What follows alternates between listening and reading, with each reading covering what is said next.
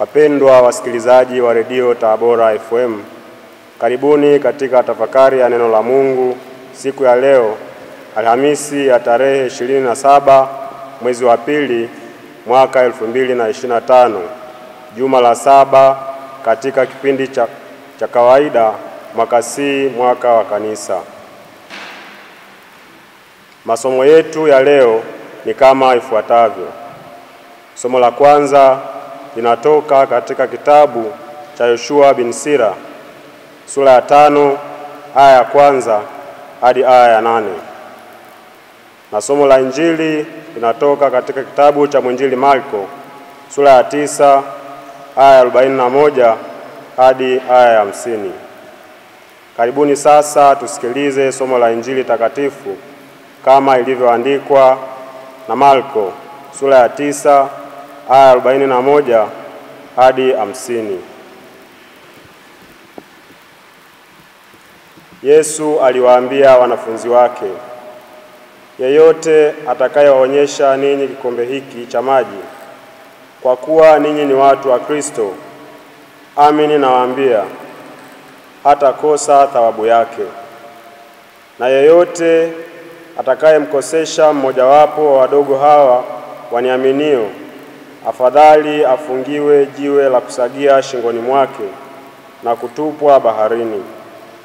Na mkono wako ukikukosesha ukate, ni afadhali kuingia katika uzima huu kigutu kuliko kuwa na mikono miwili na kwenda zako jehanamu, kwenye moto usiozimika, ambamo humo funza wao hafi, wala moto hauzimiki. Na mguu wako ukikosesha ukate, ni afadhali kuingia katika uzima huu kiwete kuliko kuwa na miguu miwili na kutupwa katika jehanamu, ambamo humo funza wao hafi, wala moto hauzimiki. Na jicho lako likikosesha ling'oe ulitupe, ni afadhali kuingia katika ufalme wa Mungu una chongo kuliko kuwa na macho mawili na kutupwa katika jehanamu, ambamo humo funza wao hafi, wala moto hauzimiki. Kwa sababu kila mtu atatiwa chumvi kwa moto. Chumvi ni njema, lakini chumvi ikiwa si chumvi, mtaitia nini ikolee?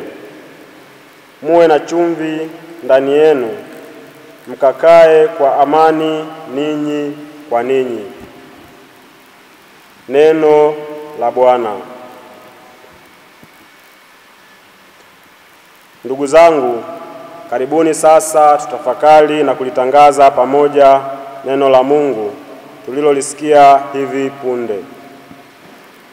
Katika somo la kwanza, Yoshua bin Sira anatueleza kuhusu hekima juu ya maisha, hasa kuhusu kusema na kuapa.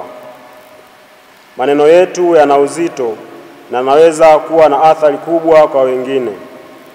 Tunaona umuhimu wa kutimiza ahadi zetu na kuwa waaminifu katika viapo vyetu.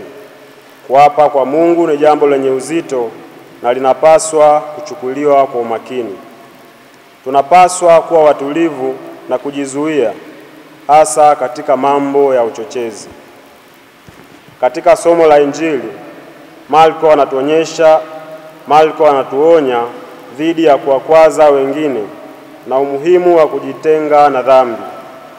Yesu anaonya vikali dhidi ya kuwakwaza wadogo, ambao wanaweza kuwa watoto, watu wanyonge au wale ambao wana imani dhaifu. Kila mmoja wetu ana wajibu wa kuwalinda na kuwaongoza wengine katika njia ya haki. Yesu anazungumzia kuhusu hukumu kali itakayowapata wale wanaokwaza wengine. Hii inatukumbusha kwamba matendo yetu yana matokeo na kwamba tutawajibika kwa jinsi tunavyowatendea wengine.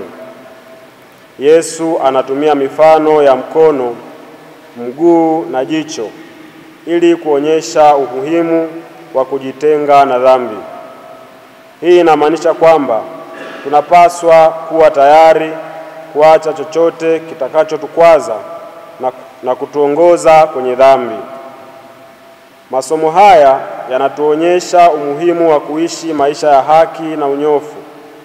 Yoshua bin Sira anazungumzia juu ya kuweka uaminifu katika maneno yetu na kuapa, wakati Marko anazungumzia juu ya kuishi kwa usahihi na kujitenga na dhambi.